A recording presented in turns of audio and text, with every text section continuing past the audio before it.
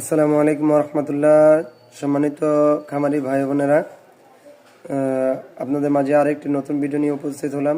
দেখতে পাইতেছেন এখানে একটি বোলাসের বক্স। বোলাসটির নাম হচ্ছে NXD।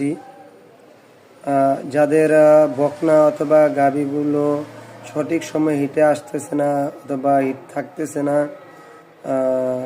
তাদের জন্য আজকের এই ভিডিওটি। আপনারা এই ট্যাবলেটটি ব্যবহার করতে পারেন।